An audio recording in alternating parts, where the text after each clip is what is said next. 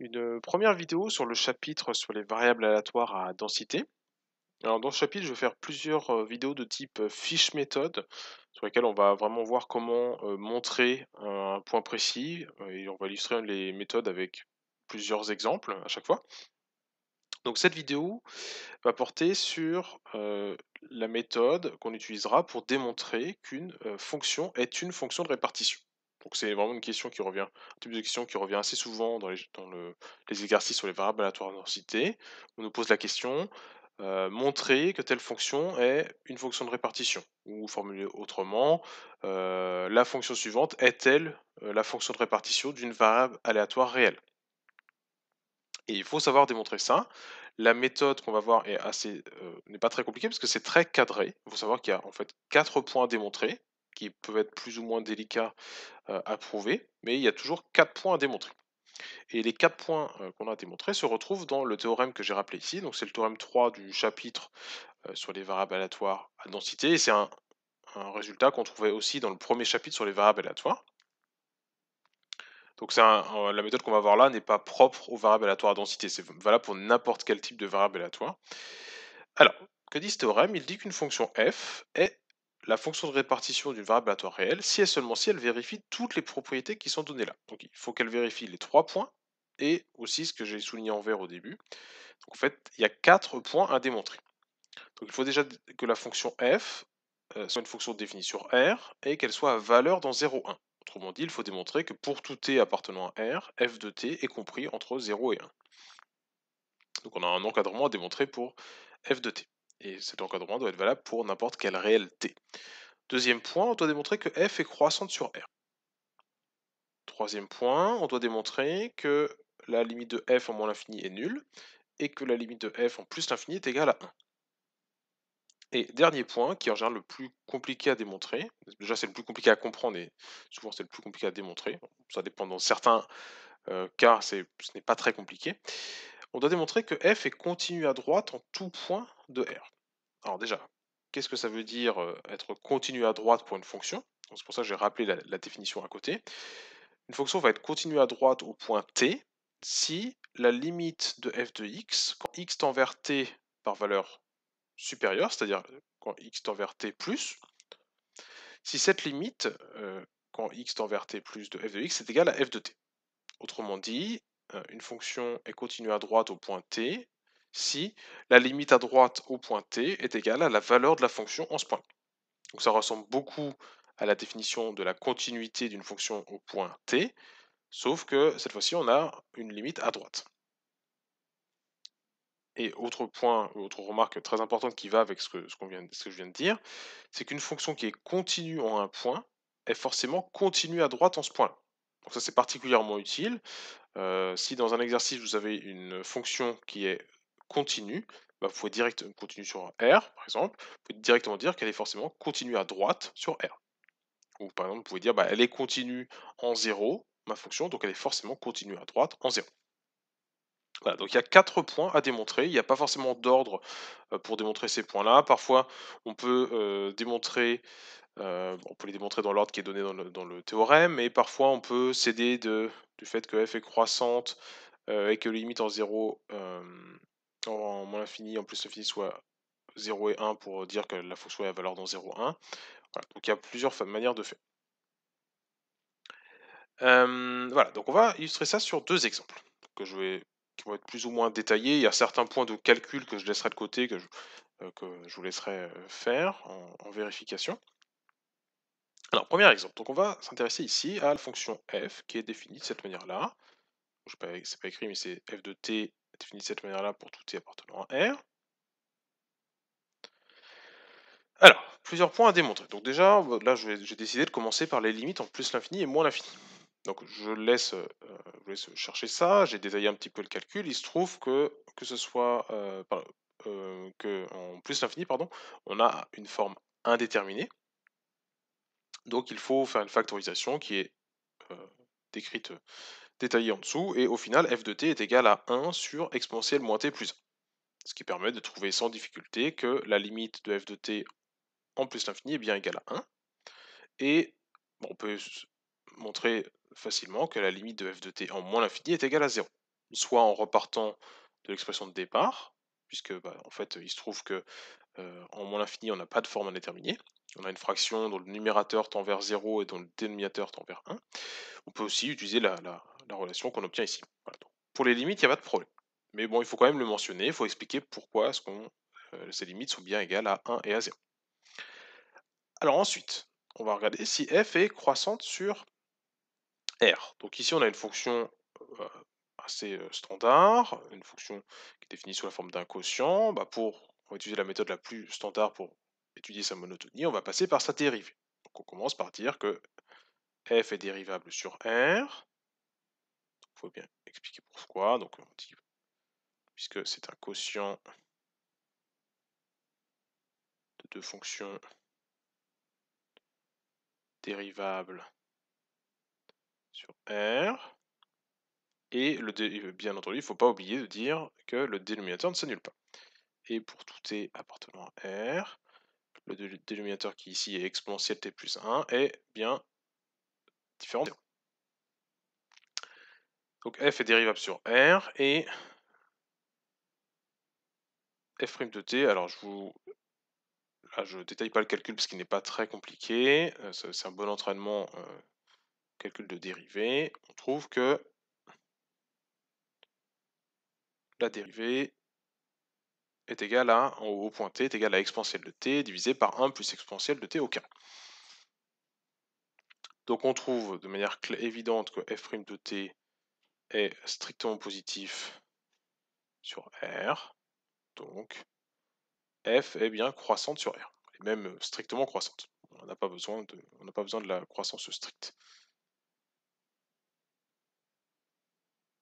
Voilà, donc ce deuxième point ici n'est pas très compliqué à démontrer. Donc vraiment, ce qu'il faut retenir, c'est que pour démontrer qu'une fonction est une fonction de répartition, la base, c'est de connaître les 4 points qu'il faut démontrer. Après, ils ne sont pas forcément compliqués à démontrer. Alors, est-ce que f est à valeur dans 0, 1 maintenant? En fait, on pourrait le démontrer directement en regardant un encadrement. On pourrait dire, voilà, je vais prendre un t réel et essayer d'encadrer exponentielle de t divisé par exponentielle de t plus 1. On peut tout à fait faire ça et montrer que cette quantité est toujours comprise entre 0 et 1. Mais on peut utiliser quelque chose de plus simple ici et dire que f est croissante et en fait on va utiliser les deux autres points qu'on a démontrés avant. La limite en plus l'infini de f de t est égale à 1. La limite f de t en moins l'infini est égale à 0. Donc on a une fonction f qui est croissante. Alors j'ai oublié d'écrire sur R, parce que ça n'écrit pas, c'est incorrect. Donc on a une fonction qui est croissante sur R, qui a pour limite 0 en moins l'infini, pour limite 1 en plus l'infini. Donc forcément, toutes les images de la fonction sont comprises entre 0 et 1.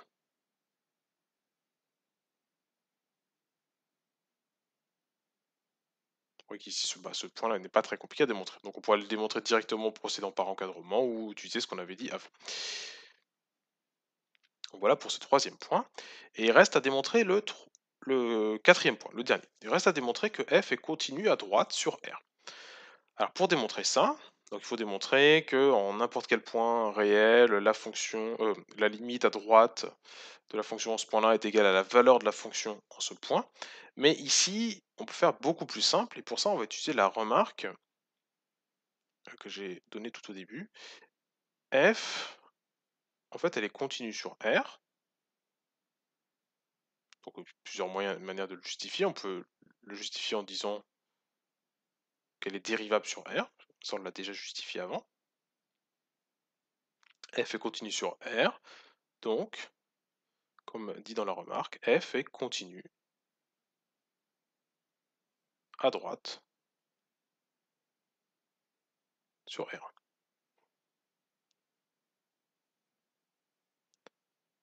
Et donc on peut conclure, on a bien démontré, donc conclusion, f est une fonction de répartition.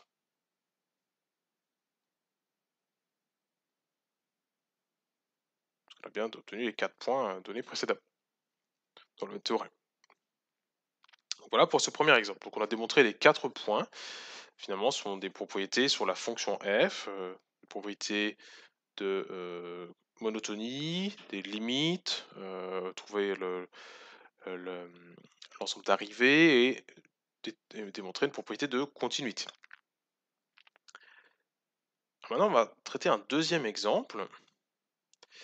Un exemple qui n'est pas forcément plus compliqué, mais qui est finalement complètement différent.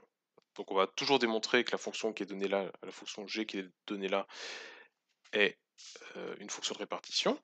Mais vous allez voir que la fonction g a une forme différente, et donc ça amène à faire des calculs et ça amène à donner des justifications différentes. Alors cette fonction, c'est la fonction que j'ai appelée g et qui est définie de la manière suivante. Donc g est nul sur moins l'infini 1 exclu. Elle vaut 3/4 sur 1, 2, ce qui est écrit ici, et elle vaut 1 si t est supérieur ou égal à 2. Donc là, j'ai donné son allure représentative parce que ça va bien nous aider pour démontrer les différents points qu'on a donnés avant. Voilà. Donc c'est une fonction qui est définie en plusieurs parties.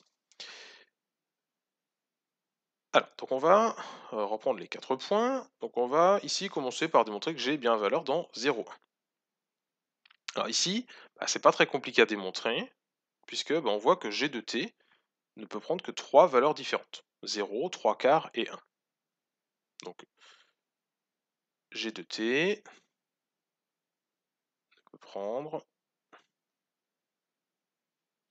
que 3 valeurs. 0, 3/4 et 1. Donc on a bien que pour tout t appartenant à 0, pour tout t appartenant à R, g de t est bien un nombre compris entre 0 et 1.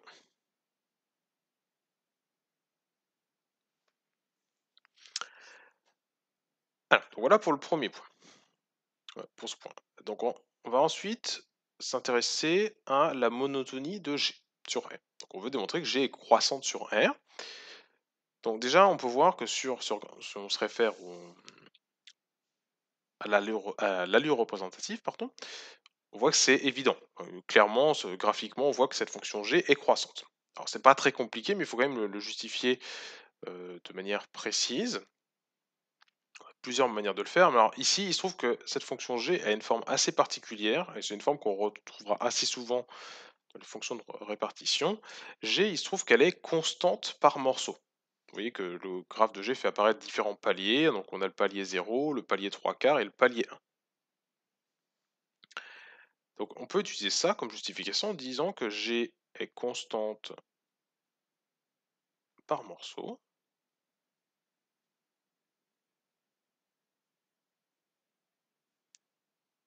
Et les 3 valeurs prises par g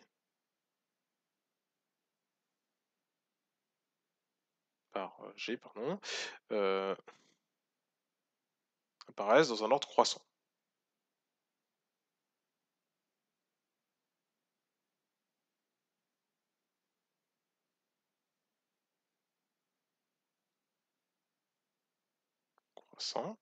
Donc G est croissante sur R.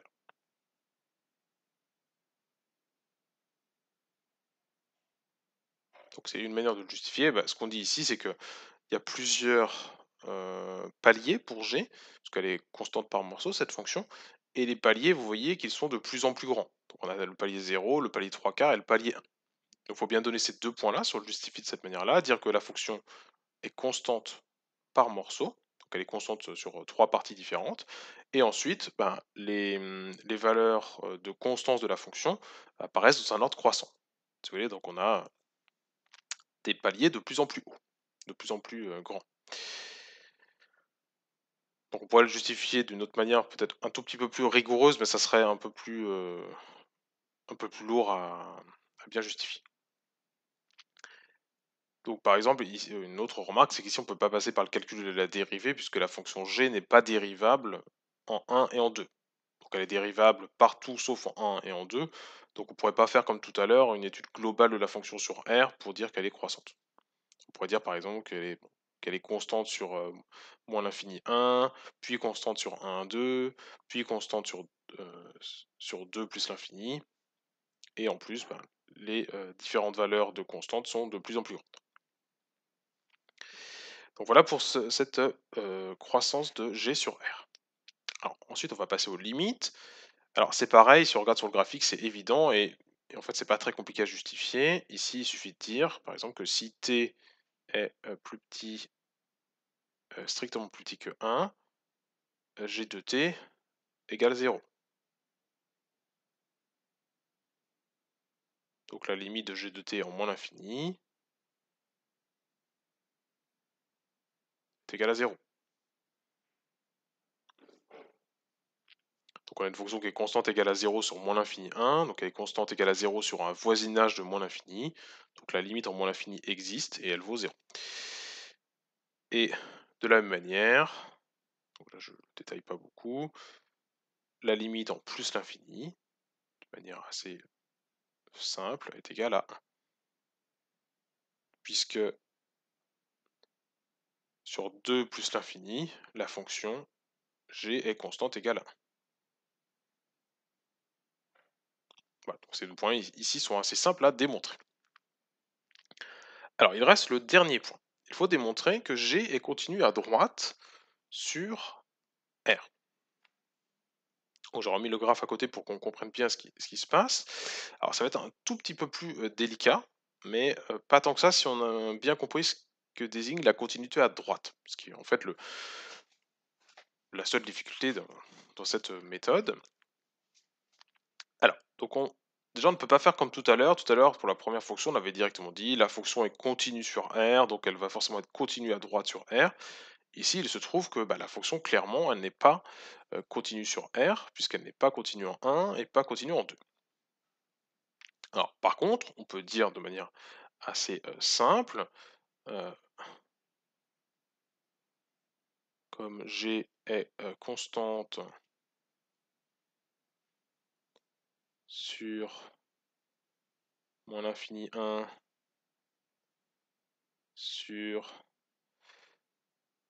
1, 2 et sur 2 plus l'infini, g est continu sur l'infini 1 sur 1, 2 et sur 2 plus l'infini. Bon, j'aurais pu écrire ça de manière plus simple en disant directement qu'elle était continue sur R privé de 1 et 2. En fait, attention, je vous rappelle que lorsqu'on a une fonction qui est définie en plusieurs morceaux, même si elle est continue ici sur même si elle est continue sur 1, 2, 1 compris, tout ce qu'on peut dire à la fin pour la fonction g, c'est qu'elle est continue sur 1, 2, 1 exclu.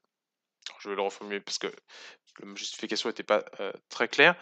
Ici, on a que g est constante sur 1, 2, 1 compris, mais on ne peut pas dire que g est continue en 1, puisque pour qu'elle soit continue en 1, il faut voir comment ça se recolle au point 1.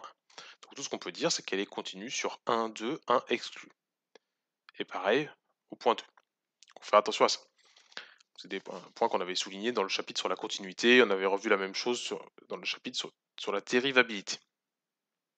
Alors, qu'est-ce qu'on va pouvoir faire de tout ça? Donc g est continu sur moins l'infini 1, sur 1, 2, sur 2 plus l'infini, donc autrement dit partout sauf en 1 et en 2. Donc, en utilisant la remarque de tout à l'heure, donc g est continu à droite. Donc voilà, je vais tout réécrire, on pourrait l'écrire de manière plus simple. Ça va être continu à droite sur moins l'infini 1, sur 1, 2 et sur 2 plus l'infini.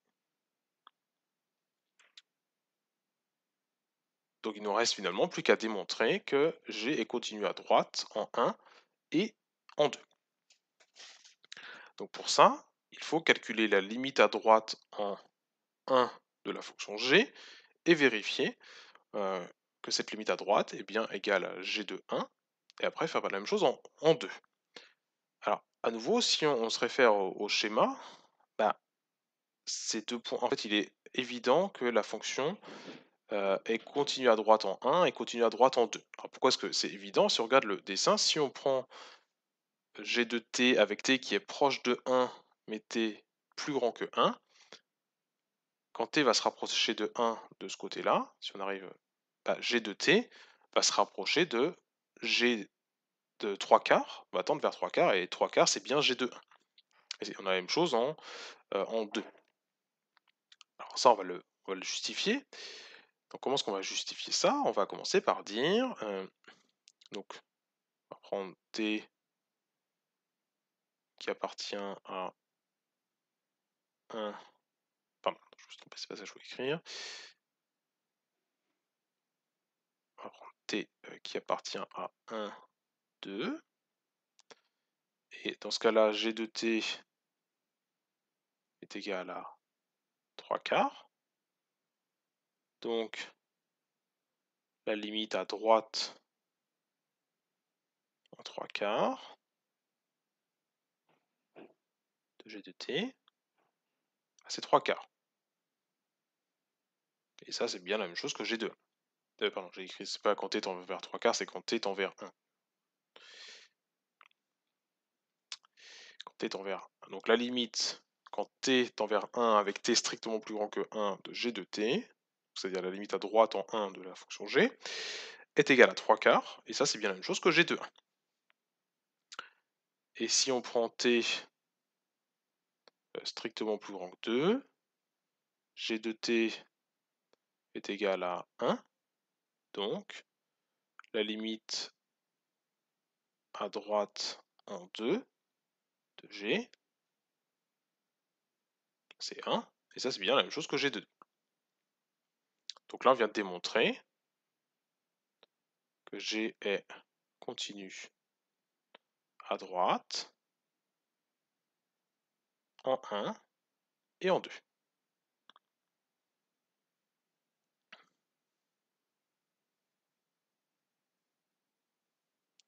Donc on a démontré ça, et juste avant, je vous rappelle qu'on a démontré que la fonction g était continue à droite sur moins l'infini 1, sur 1, 2, et sur 2 plus l'infini.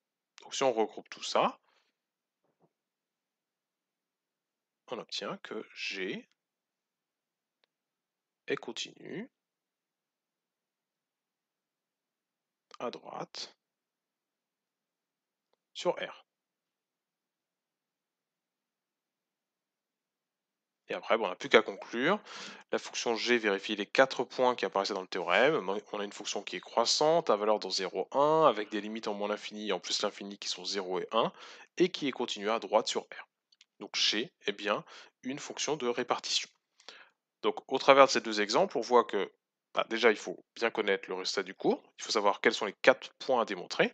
Les 4 points, bon, hormis le dernier, ne sont pas en pratique, plutôt, en théorie, ne sont pas forcément compliqués à démontrer, ils sont faciles à comprendre. Je dois montrer qu'une fonction est croissante, je dois trouver des limites en moins l'infini et plus l'infini de ma fonction, mais ça peut être un petit peu long. Il peut y avoir des justifications un peu plus fines, et bah, ça dépendra des situations.